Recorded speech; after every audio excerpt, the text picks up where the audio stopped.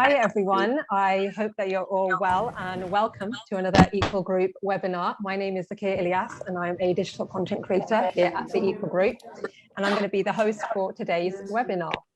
So some of you may already know the theme for International Women's Day this year is Break the Bias, and so we decided to focus this webinar on the STEM sector just because of how prevalent gender bias continues to be within this industry. So within this webinar, we're hoping to cover topics such as why the gender gap exists in STEM, as well as give advice on recruitment, retention, and leadership in the STEM sector. I am also very aware that this is a huge topic and that we do have a wide range of audiences joining us today. So whilst it may be difficult to cover all the different areas in the space of this 1 hour, what I am hoping is that from today's session, the younger audiences will be encouraged to kind of explore a career in STEM, and then the organisations and the employers that are with us can hopefully reflect on what they can start doing to empower more women in STEM. So today I am joined by an amazing panel of guests, and you will be hearing from Scarlett Allen-Horton, Emma Bould, Dr. Irshad, and Zoe Collins. So I'm going to pass on over to our guests now so that I can give a brief introduction of themselves and their current roles. I guess we can start in the order of the picture. So Scarlett, if you'd like to go ahead first. Yes, of course. Good afternoon, everybody. Great to be here and be with you all. So my name is Scarlett Allen-Horton. I am the founder of Harper Fox Search Partners, which is an executive recruitment firm that specialises in placing senior professionals across the STEM industry globally. And a lot of the work that we do focuses on placing senior females and ethnic minorities into those senior positions. I am also the EDI ambassador for the Recruitment Employment Confederation for the UK, and involved in a number of different initiatives around EDI. So delighted to be here today. Good afternoon, nice to meet everybody and to see so many people join. My name is Emma Bould. I'm an engineering manager at GSK, and I've been working with the global engineering team here to try and I guess look at how we start to improve our diversity and inclusion of our engineering function within GSK, which has a pretty good I guess focus at the moment on inclusion and diversity across the globe. So I started my career in the Royal Navy, so I've worked in probably some of the least female-friendly environments, particularly for engineers. And I guess probably the other thing just to mention, I'm a fellow of the IMechE, and last year I did some work which was looking at mid-career barriers for female engineers in particular, and where we lose them out of the career pipeline. So I guess my claim to fame. Thank you. My name's Irshad. I'm the head of Space Research and Innovation Network for Technology at the University of Leicester. I began life as a physicist and systems engineer, and now I fund exciting projects that use space technology here on Earth. I'm also the ED&I trustee for an Oxfordshire charity that supports breastfeeding mothers. Hi everyone, good afternoon. My name is Zoe Collins and I am one of the EDI consultants at the Equal Group. So I actually didn't start in technology. I started in public relations and events management, but then realized there was such a massive opportunity for women to rightfully take our place in STEM and in technology. So I worked my way through and have a background in online technology, in fashion, and also have worked with several online fashion and retail organizations to help them get closer to their EDI goals. And that is exactly what I do here at the Equal Group. So I guess back to you, Zakiya. Thank you for those introductions, and it's great to hear that we have such a variety of knowledge and lived experiences on the panel today. I'm really excited to hear what you all have to say, and I'm sure the audiences are too. So this should be a very insightful session. For those of you who are watching though, if you do have any questions throughout the webinar, please just do post them in the chat. We will have time to answer these towards the end of the session, and feel free to just comment if something resonates with you too. We'd really like this to be an interactive session, so we encourage you to share pictures or just any of your thoughts on social media with the hashtag #TEGwebinar. Don't forget to tag us too at the Equal Group on Instagram, Twitter and LinkedIn too. Right then, that's it for introductions. I guess we can start off with our first point, which, as I mentioned at the start of the webinar, is the number of women in STEM is extremely low. And just to put this into perspective for everyone, I came across a figure yesterday, and that stated that only 17% of UK tech jobs are held by women. But to me, what was more shocking was the fact that this figure had only risen by 2% in the last 12 years. And so we can clearly see that there's a huge issue. And I want to start off by discussing with the panelists why this gender gap exists in STEM. So, what are some of the barriers that women face in STEM, and what do you think cause these challenges? If you don't mind, I think it'd be great to start off with you, Rain, just because I remember in our initial conversation, we discussed some of these issues. Absolutely. I think it's endemic, actually. I think much of it goes back to those barriers, those prejudices, those stereotypes that women have been fighting for a long time. So when we're growing up, we don't see ourselves represented. If you ask the average primary schooler to draw you an engineer, they'll draw a man in a hard hat. The toys we're taught that we should want in adverts are pretty and pink and lovely. And there's nothing wrong with that, except that the STEM toys, the construction toys, the analytical, the dinosaur, the adventure toys are not aimed at us. At school, our teaching, I remember, in STEM was relatively uninspiring, on the whole, certainly in physics. And it was taken for granted that physics is hard. In fact, I was asked why I wanted to do it, and was one of only 5 girls in my class. At university, the boys tended to all study together, and there were far fewer women who actually work together. And so it goes on until you're dealing with these systemic biases in recruitment, in the workforce, that either push women out or put them off, or leave them with hidden battles that other people can't see or don't acknowledge. So there is a lot of change that's needed, I think. But that also means that there's a lot that we can do. It sounds like, Rain, you and I went to a similar university. You just described effectively my high school through physics, the only female in the class, and the only female through my engineering course as well. And I studied on the other side of the world. So it is a problem. And I think you're right. There's a historic shift we have to make. And it comes down to perception, absolutely, stereotyping, but it's also reinforced by parents.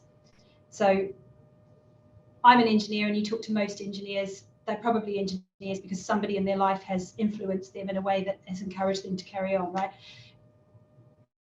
You talk about engineers being people in hard hats and high-vis. I mean, I've got a high-vis behind me, right? It's part of my job, it's for my safety, but it's not all I do. And I think when we talk to children and we talk to our young people about what a career in STEM looks like, what we don't have is good reference points, good role models, and you can see what you can be if you've got role models to look up to, and that for me is really important. And I think we also have to help our teachers.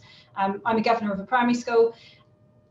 Teachers are not set up to teach all the subjects really well, and it's how do we help them to actually bring these subjects to life, because that's where you'll start to encourage and inspire, and I guess start to keep that going. Because actually when you start to look at the performance across those subjects into high schools, girls, and there's no performance issue, right? Girls often outperform the boys if you look at the gender difference, but it's because they're not sexy. That STEM subjects aren't seen as exciting things to do. You can't see people that look like you that do those subjects and do those careers. So I think those are where we can really make a difference. It's starting to change people's perception of what a career in STEM really is about.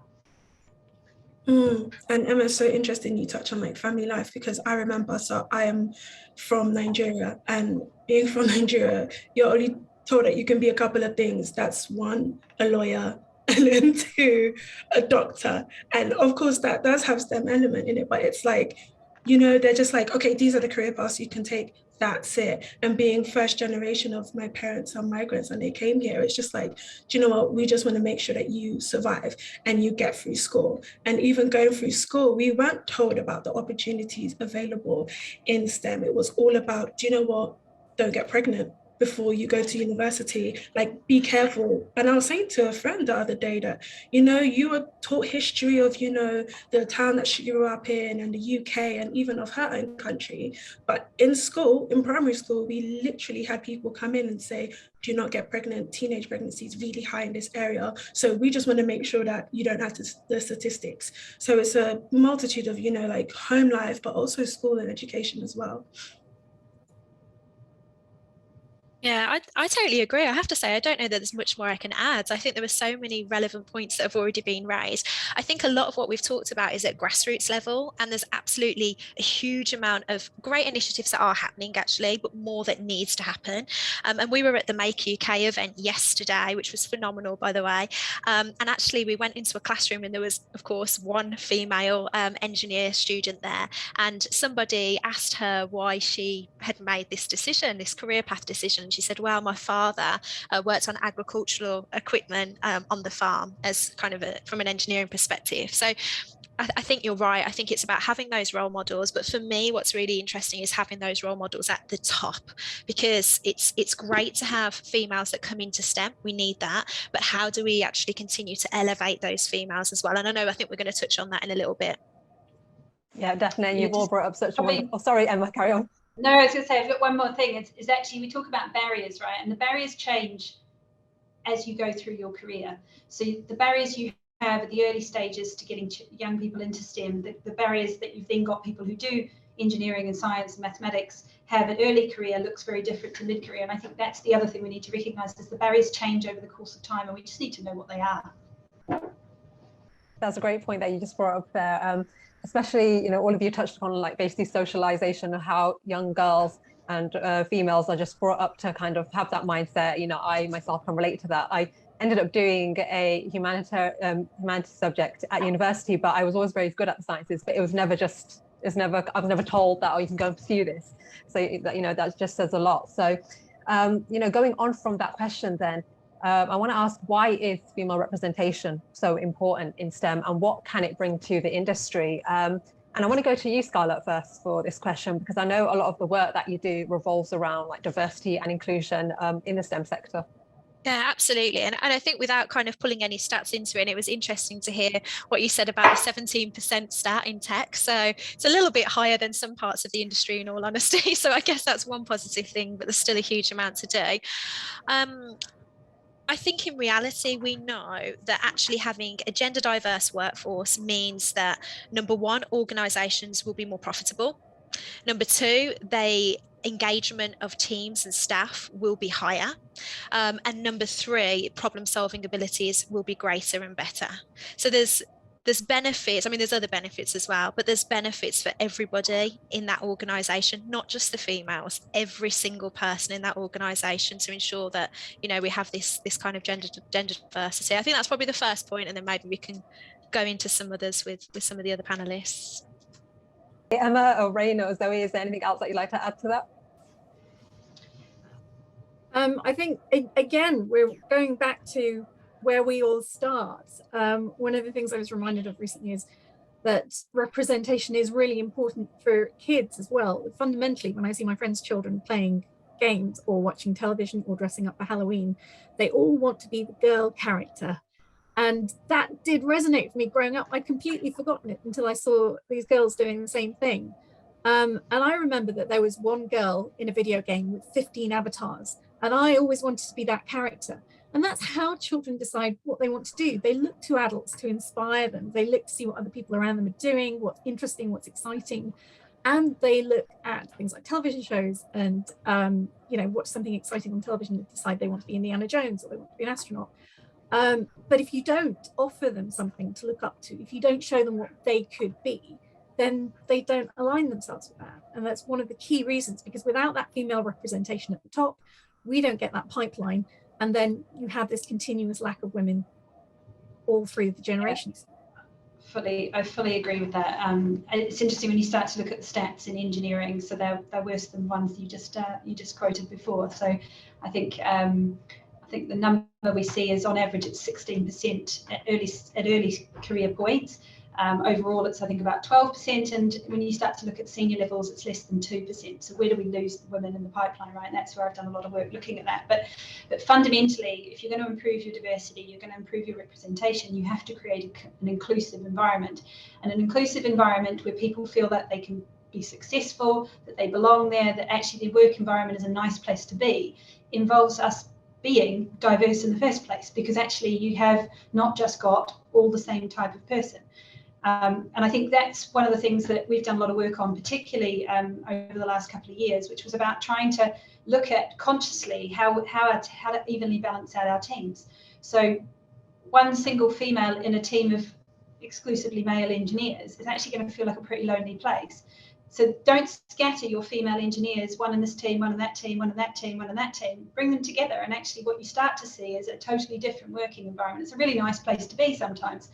And I think that's how you start to make a real difference, and that's you start to see then those teams perform better because there's less of the ego or the things. And equally, you don't want a team of just women engineers, okay? So that's the other thing, not to do that because what you'll get is a different kind of environment. So I think it's what diversity and what female representation will bring to STEM is actually a much more balanced, kind of nice place to work, and you'll be able to engage in much more of those open conversations. What does it feel like to work here? Sorry, Ray.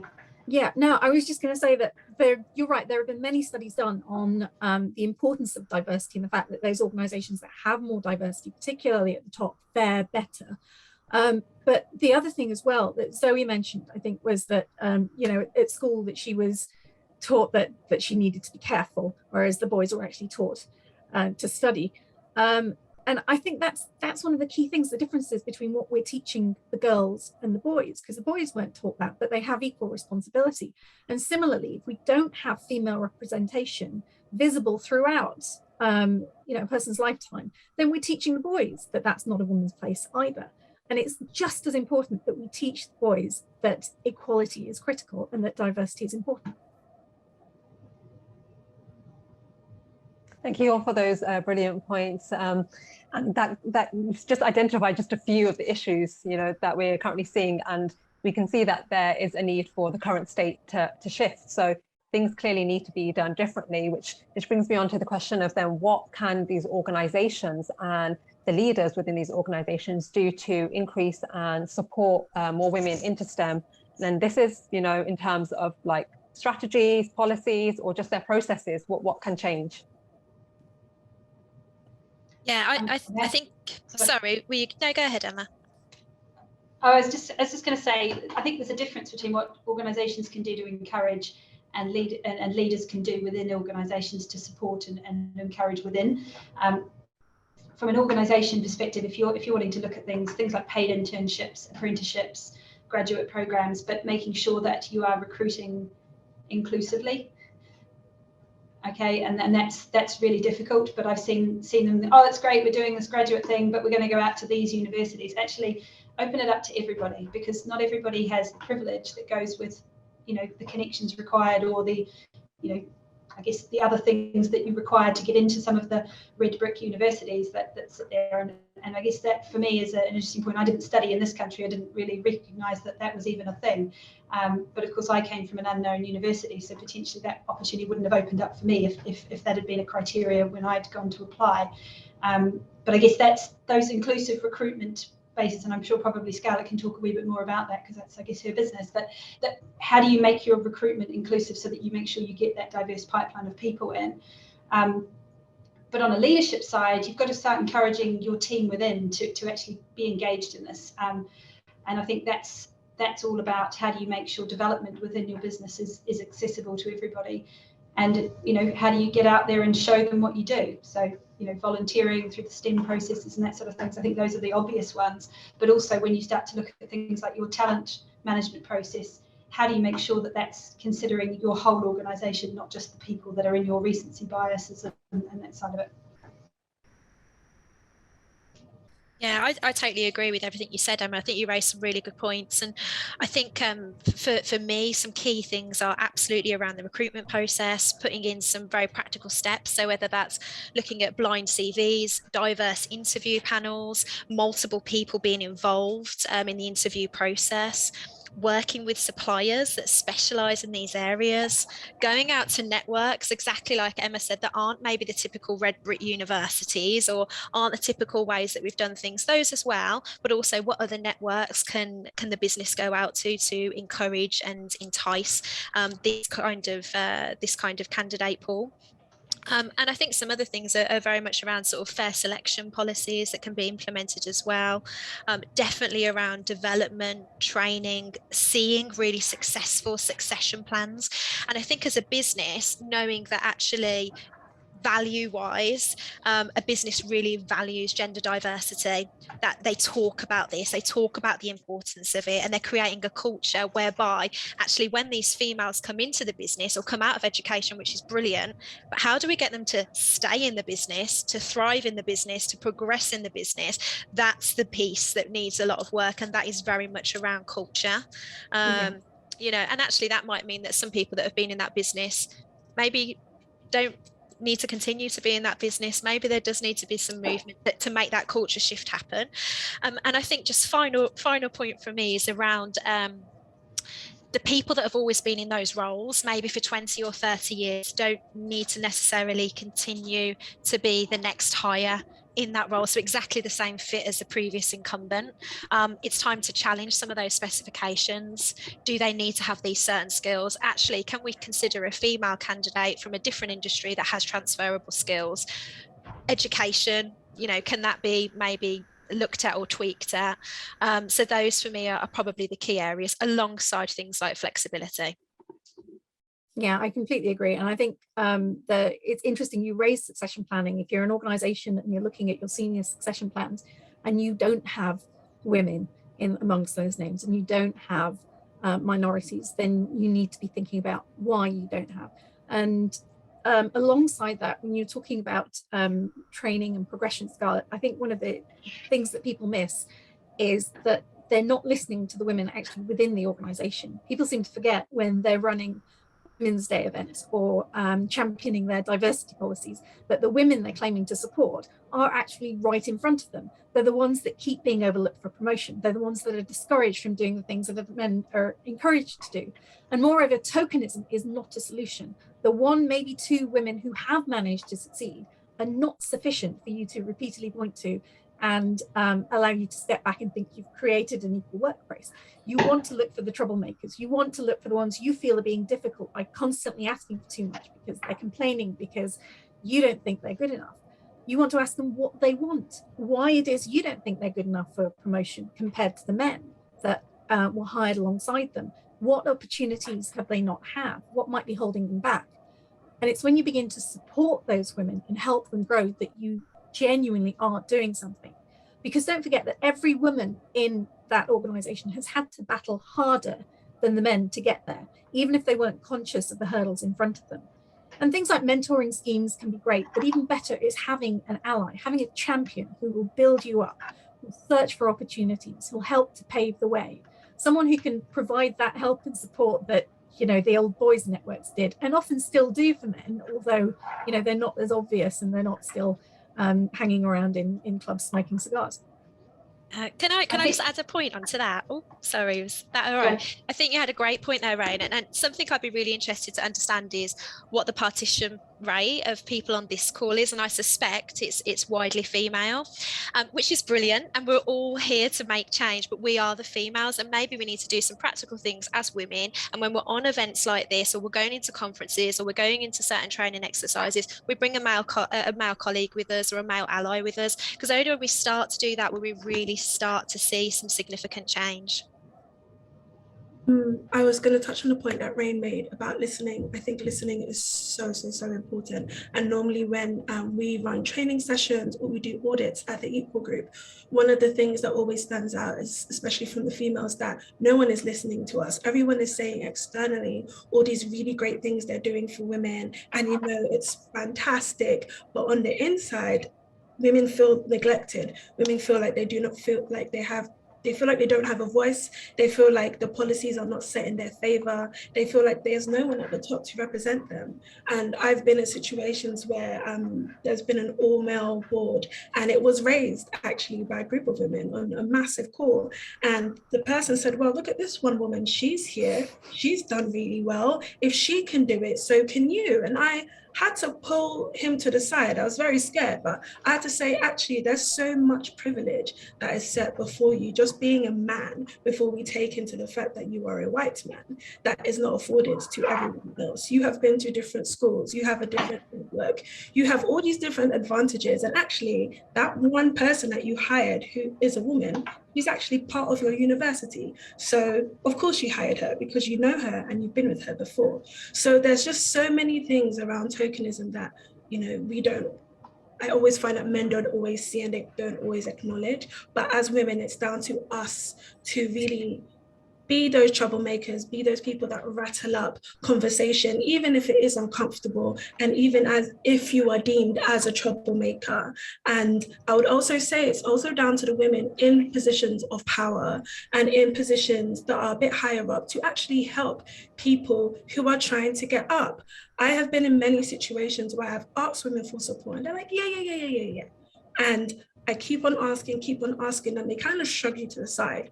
I've seen firsthand quite recently, women share their experience of, I want to ask women at the top, but they don't seem like the women that would help me. They seem like the women who will pull up the ladder behind them because, you know what, they've worked really hard and they don't want to help anyone else. Unfortunately, that is the reality. And I've seen that so many times. So as women, it is down to us to help others who are trying to get into technology positions or higher positions within their organizations.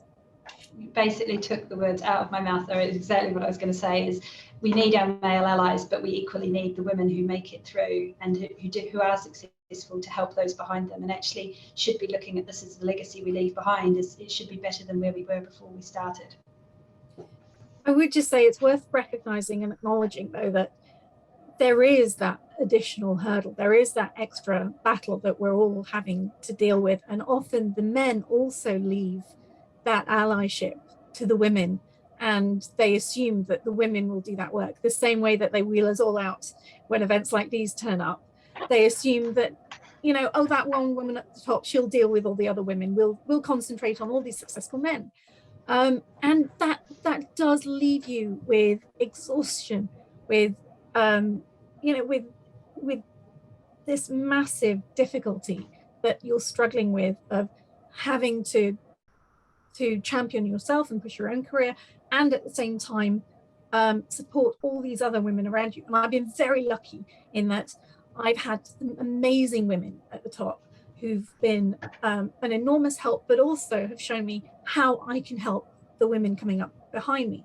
But at the same time, it's not just the women. Again, it's quite insidious, the way that women are often pitted against each other in the workplace. Again, I've seen studies that have shown that that men will often compete with the men because they won't see the women as a risk, and the women tend to compete with other women because they don't feel that they can compete with the men.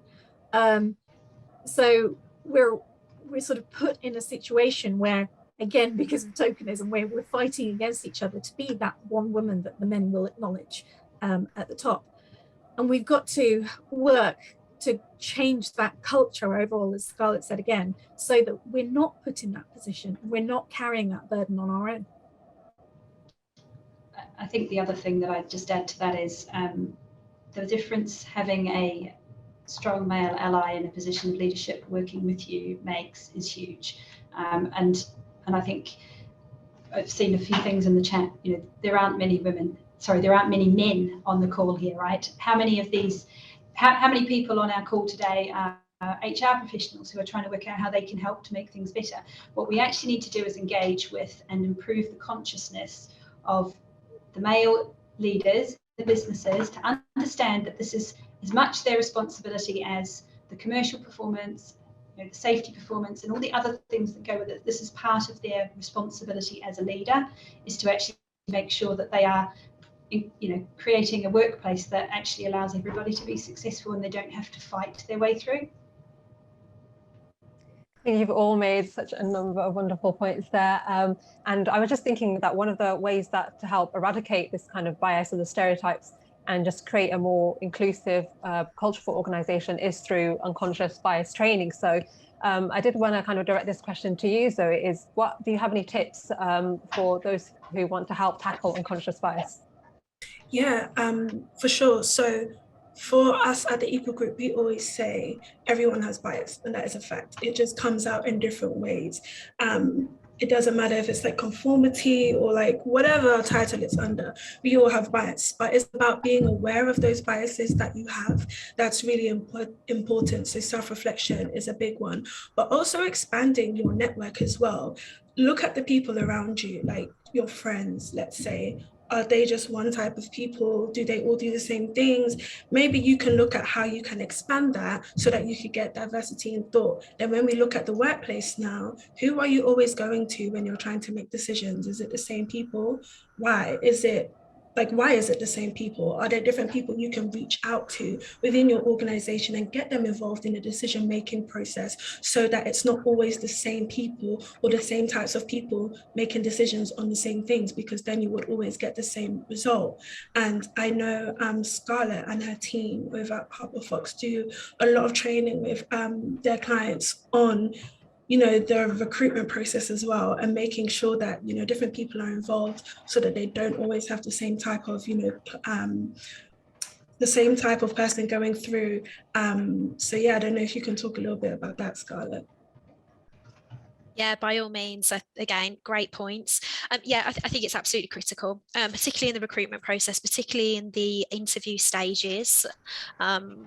So whether that is having different people in the organisation that you're pulling into the process, sometimes different people at different levels actually works really, really well as well. We've operated where, especially when people are at different levels, perhaps they give their feedback in a blind way as well, so they're not influenced by what their peers are saying or someone that's more senior than them is saying, and they feel they can't be open and honest about that. And then if in an organisation you're struggling to have that diverse panel, it's not quite appropriate at the right level, then why not start to look at bringing some people externally to do so, and really bring those viewpoints in, and it is an absolute game changer. Wonderful. Emma, Rain, is there anything else you'd like to add to that? Yeah, I think when I was at STFC, so one of the UK's research councils, we had a leadership programme. And in my last year there, I worked with members of the cohort to explore ways in which we could break these barriers by increasing the opportunities for women. I think one of the key ways is through positive action that isn't used enough. And positive action is different to positive discrimination. We're talking about encouraging more women, encouraging biases to be stripped away. So things like ensuring that the women are immediately considered for promotion, and then you have to actively reject them instead of not being thought of in the first place. And it doesn't even occur to people that, those women might, where I've heard people say, I didn't know you wanted to be promoted because, all I want to do is sit in the same place and never progress. And that means you've actually got to think about what you're doing, and it forces you to make sure that the reason you've got for overlooking someone is reasonable. And actually that's one that should be used for everyone, because it's great for avoiding favoritism, but also things like interviewing women, all the women who meet the minimum standard for things like leadership programs can mean that you're avoiding being prejudiced by your own biases before you've even heard them speak. And there is usually so few women nominated for these places that it wouldn't really take that much extra time. At the moment, I'm also actively asking research groups in a funding program that we're running at Sprint just what they're doing for equality, diversity and inclusion. And it should be a question that's asked before any program is funded. What are you doing to eliminate bias?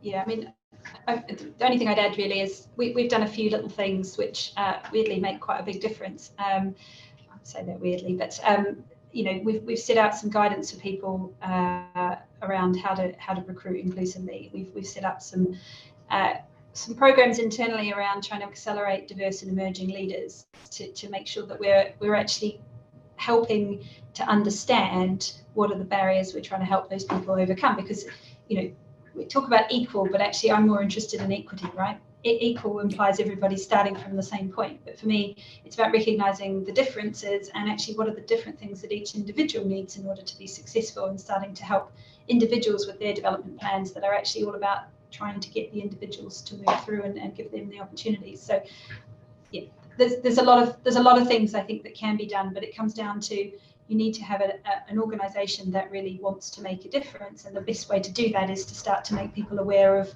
what are the biases within the organisations, because you won't necessarily stop those biases, but if you're aware of them, you can be conscious of them when you're making decisions and when you're trying to support people through them. And I think that's probably the biggest change that needs to be made. We need people to be aware of the biases that exist. Can I just add a quick point just onto Rain and Emma's point? I think supply chain's a really important one. I've seen a couple of comments come up and say, actually, I think my business kind of just talks the talk about EDI, and I've definitely come across that as well. I think when we start to ask our suppliers, or start as an organisation to really look at our supply chain and say, actually, we're only going to work with providers. For example, we work in renewables and sustainability that have really, great sustainability policies. What are they doing from an EDI perspective? And we're only going to work with those as suppliers, then that is a game changer then, because everybody's ears start to perk up, because nobody wants to be working in a business that's not profitable, certainly not the people at the top and the stakeholders as well. So just an idea. Absolutely. And if you can say that you're actively not working with people that you know have been discriminatory, then that also sends a powerful message, but often one that people are reluctant to do. The other point as well that I just wanted to mention on this is Emma talked about equity, and that's absolutely critical, particularly when you're talking about the reality of human beings, is that there's a loss of intersectionality. It's not just about being a woman. So having programs that support women are fantastic, but we're not all created in the same shape.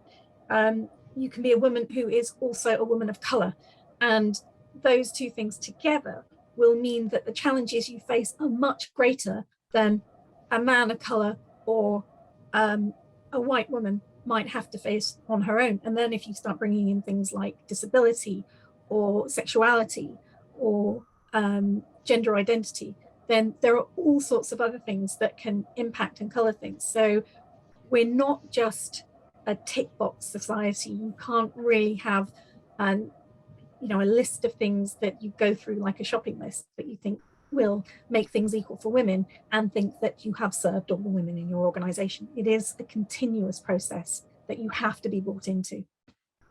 I'm glad you brought that point up. Oh, sorry, Emma, go ahead. Sorry, it has to become part of how you do business. This is not a thing that we just paint over the top of everything. This has to become the way we do things, not just, as you say, a box ticking exercise. Exactly. I think there's a huge difference between intention and actual action.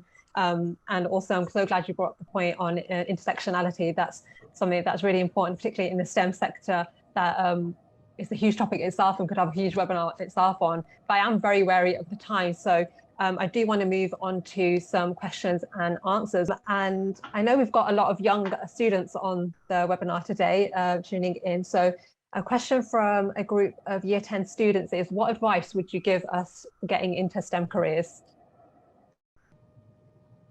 I posted a bit of a response in the chat actually to that. What I'd say is you've got to pick something that you like doing, right? So you've got to find something you're curious about, that you're excited about, because there's so many careers in STEM that, you're talking to a number of people in different places, and I started my career in manufacturing, spent some time in the military. I'm now working in healthcare.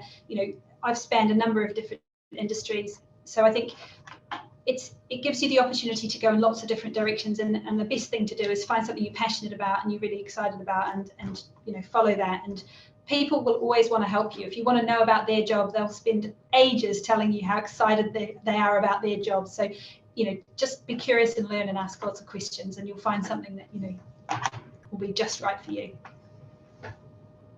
Just to add to that, if I can, as someone who didn't start in technology and I was a bit confused after I came out of university, I'll definitely say keep an open mind. I think while we go through the whole educational process, you're always told, get ready for UCAS, get ready for this, A-levels, GCSE, know what you want to do. But it's actually okay not to know exactly what you want to do just yet. Sometimes it's trial and error. I started my, let's say, quote unquote tech career as a service desk engineer. And I was like fixing laptops, fixing software. Then I realized I actually like project management, but I want to stay in tech. Then I realized you could do change technology project management. So there's all these different steps I went through, but I wouldn't know, and I didn't know at the time, I could be where I am now unless I went through those steps. So definitely be open-minded and ask lots of questions, like Emma was saying, and utilize LinkedIn. There's so many cool webinars and events going on. There's one I love called Afrotech Fest, which is just like a technology festival in London for young Black students, young Black people as well. So there's just so many things available for free or for like really cheap. So definitely keep an eye on LinkedIn. And I've always been one to promote making a nuisance of yourself. I think the best way to really work out what you want to do and to get started in a career in STEM is to ask people if you can see what they're doing, if you can come along, if you can join in. My school they tried really hard. They got me a work experience in a cotton mill, and I was counting threads for a week, maybe 2. And that was my introduction to science. But I wrote to some of the local universities and I asked for work experience. And quite a few of the people who I wrote to either ignored me or said they didn't have time, they were really sorry. But a couple of people wrote back and said, we have this thing you could do and it would be really exciting. And one of those opportunities led to me writing my first research paper when I was 17, or contributing to it. I didn't write it single-handedly. So there are all these great things that you could be involved in, but you might not immediately occur to you. You just need to go out and ask for it. That's how I got my first industrial placement. I knocked on the door in the brewery. I said, is there an engineer here that I could talk to? That was literally how I did it. So people want to help. Yeah. And we actually teach boys to do this. We teach boys to be outgoing and confident, and we teach women to be kind and helpful. And girls should be taught that they don't have to be good little girls. They can ask for things, because the worst thing that happens is someone says no and you say, okay, thank you. Exactly. If you don't ask, you won't know. Yeah. Yeah. So, that does lead me on to another question that's kind of blatant. This is from Robert. Robert says that their 21-year-old daughter wants to apply for a construction apprenticeship, but has mentioned that the sector is, of course, male-dominated.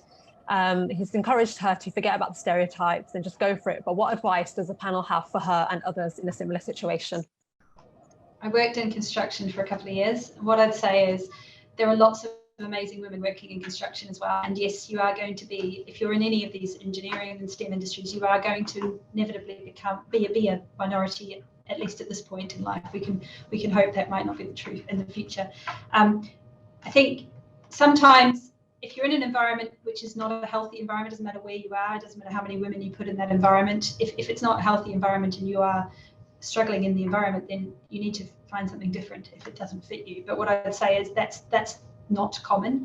So I think we probably paint maybe a worse picture than it is. It's not great, but actually, even though I've spent my entire career in completely outnumbered by men, a lot of the men I work with have been fantastic. So I think not to put everybody off. Don't get me wrong, there are struggles along the way. We and there are things that will be harder than they will be for our colleagues, but it's incredibly rewarding, and there's plenty to do. And actually, if you're keen to make a difference, get stuck in and kind of earn respect, right? In the same way that chaps need to earn respect as well. They can't just turn up and own the room. Maybe they feel more confident in doing that, but there's no reason why everybody can't be successful in these environments, and it's not all horrible. Yeah, I totally agree. And I think just to add on to that, it's probably worth her connecting with other kind of groups of females in construction. There's lots of networks. It's nice to have that support sometimes and discuss some of the issues. I think that part of the industry is evolving. It does feel like it's been slightly slower progress, if I'm honest, in comparison to some of the other manufacturing industries, but it is certainly evolving in the right direction. And I would suggest seeing this as an opportunity. It can also be a phenomenal thing to be a woman in STEM and a woman in construction. And maybe the viewpoint needs to be taken, that way as well. I think the other thing I say is that it's worth speaking out. There have been plenty of times where I have spoken out about discrimination, and it hasn't been addressed. It's not been dealt with. It hasn't ended positively, but I have never regretted speaking up. And often when you do, even if you don't get the outcome you want, usually the people who have been being biased, demonstrating prejudice, stereotyping, won't want to be seen to be doing it again. So it can make things easier, and it can pave the way for how you want to be treated. You're showing them what you are willing to tolerate and what you're not willing to tolerate. And I think Emma's right, but at the same time, make sure that you do get what you want out of that role.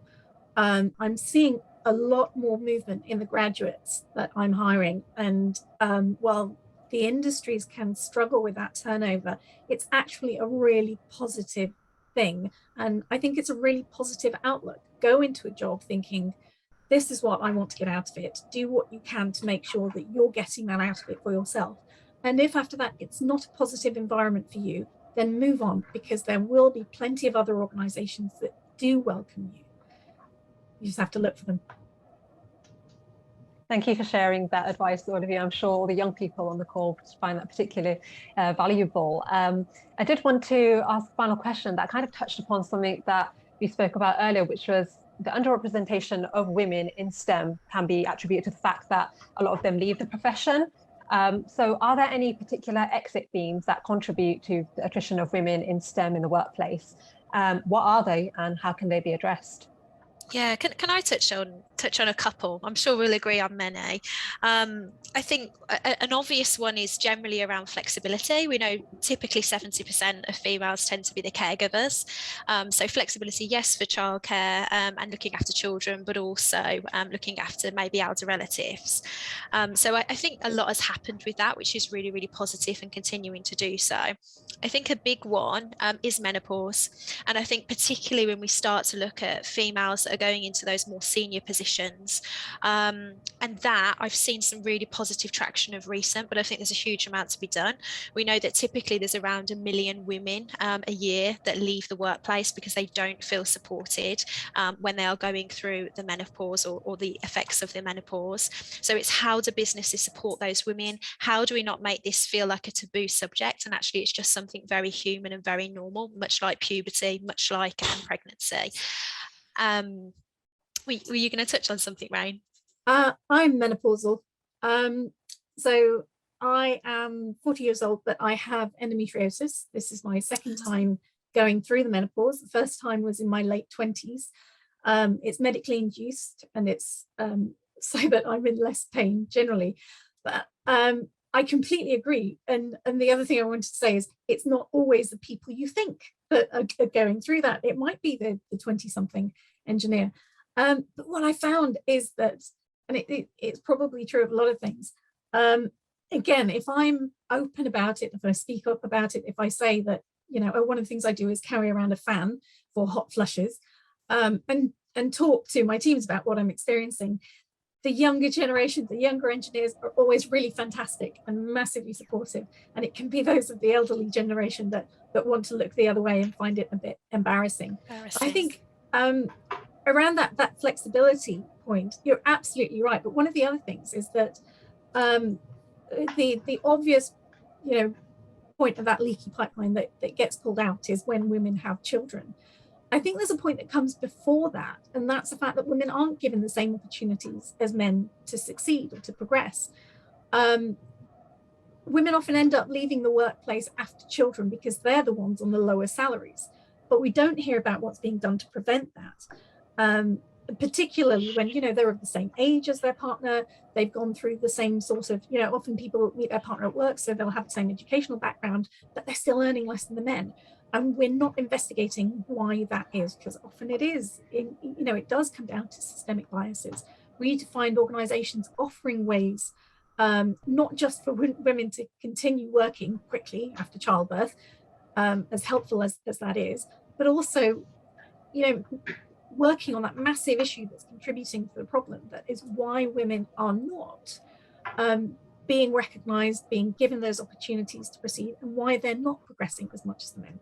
because the default assumption is that we're not as clever or we're not as capable, and that is not true. I think science at least has managed to prove that women's brains are not, smaller and therefore we're stupid. We are perfectly capable. We're just not given the same opportunities. I think just to raise another point on that, sorry, I'll stop speaking then, but was also just touching on kind of gender pay gap, it sounds like you're touching on, as well as kind of progression. I really think there's a big piece where women need to advocate for themselves, and I think that comes down to confidence. And I've touched on this many times. We speak to a huge array of candidates, and I assure you, generally, and it is a generalization, I would say 99 times out of 100, the female candidate will ask for less money than her male counterpart. And that might be because she was already on a lower salary. It might be because she feels, oh, should I talk about money? Oh dear, I don't know. That is the attitude, and that is what needs to change as well. We need to advocate for ourselves as well in that area better. I don't know if that's education, empowerment, confidence, whatever that looks like, but that does need to happen, and we need to talk about it more. I completely agree with that. Absolutely agree with that. And I think what was interesting, I don't know if everyone saw what Boris announced yesterday around pay transparency pilot, around trying to get people to actually advertise pay ranges for roles rather than asking people what they were previously paid, because it doesn't matter. This role is about what you're wanting to do going forward, not what you were paid in your previous role. So I think that's a really important thing to talk about. So the other bit I wanted to just say is, historically, particularly in engineering, culture has not been around flexibility, and I think COVID has done an awful lot to teach us that actually we can still keep our world turning around, and you don't have to be physically in the office every day.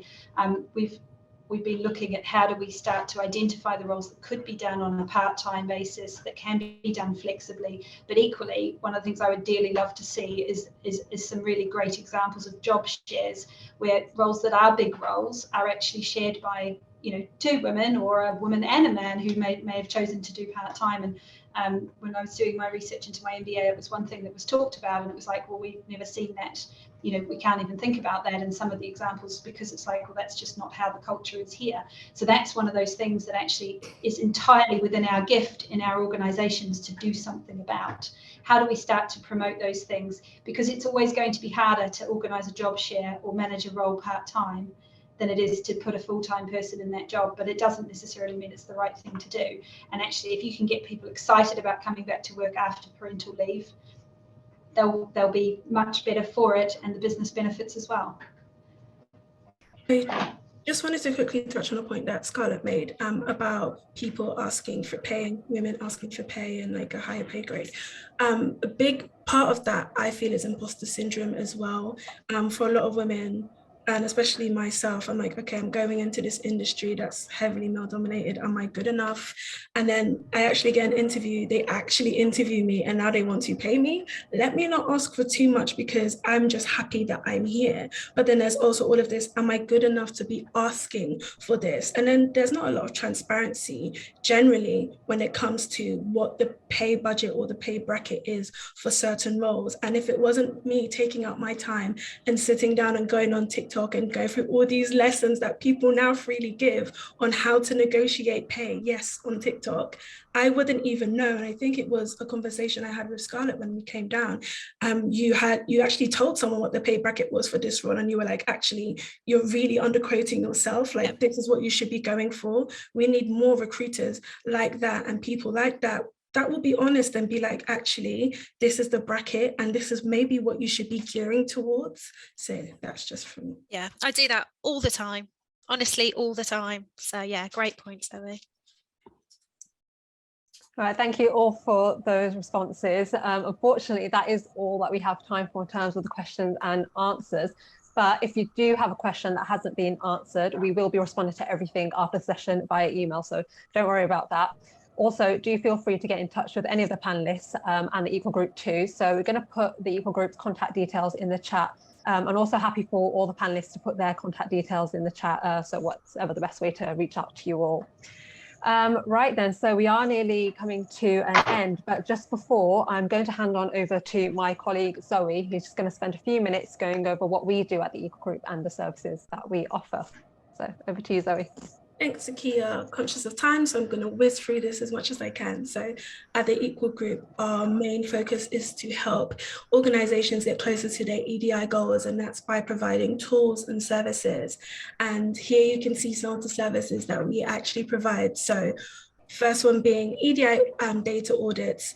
We're all about, there's no point making all these massive strategies if you don't actually know what data you have, what is the makeup of your organization, and how are your organization feeling? And that also allows us to take an intersectional approach when analyzing data and making recommendations for your organization. So the next one we have is strategic consultancy. Sometimes some of the issues that organizations face are a bit tricky and they need multiple layers of like service offerings or tools used. So this is where we'll sit down with you just to really understand what your needs are and come up with a plan that will get you closer to your EDI goals. The next one is around effective training. So equipping people with the tools that they need to, one, have conversations about EDI within their organizations, but also to create an inclusive environment. So we do training sessions on, an introduction to EDI, everything you need to know about protected characteristics, microaggressions, stereotypes, and then we also do tailor-made training packages or bespoke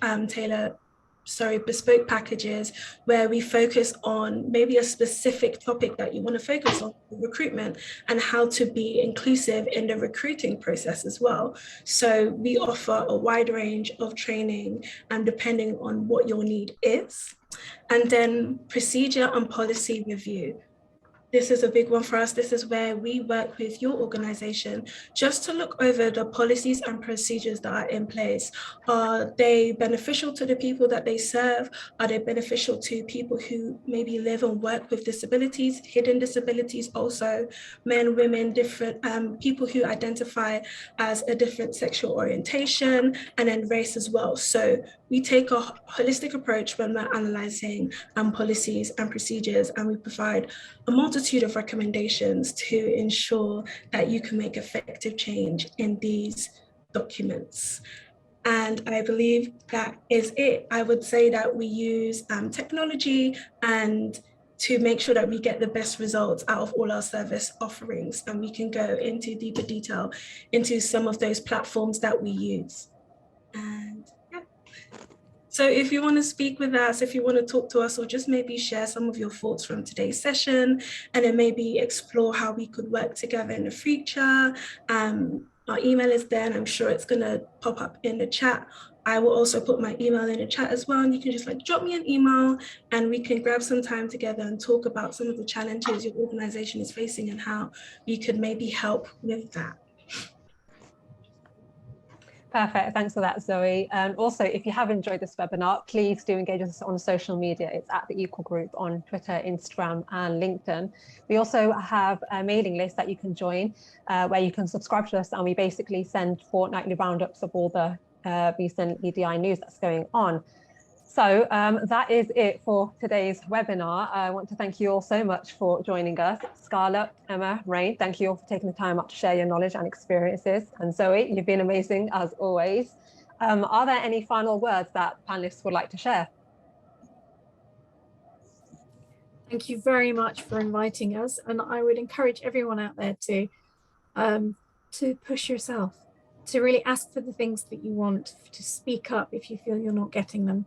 I think if we continue to suffer in silence, then we won't manage to get the things we need, particularly if we're relying on other people to speak up for us. Yeah, definitely. Thank you, everybody. Absolute pleasure. Really engaging conversation. And I've learned some things as well. So really helpful. And I totally agree. I think let's be the change that we want to see. Can't add anything extra to that, but it's been a pleasure to be on a panel with such amazing other women in STEM. Thank you. Brilliant. Then I hope that everyone has enjoyed today's session, and hopefully we'll see you next month for another Equal Group webinar. But once again, thank you so much. Hope everyone has a wonderful afternoon, and let's just remember to keep on breaking the biases all year round then, I guess. Thank you.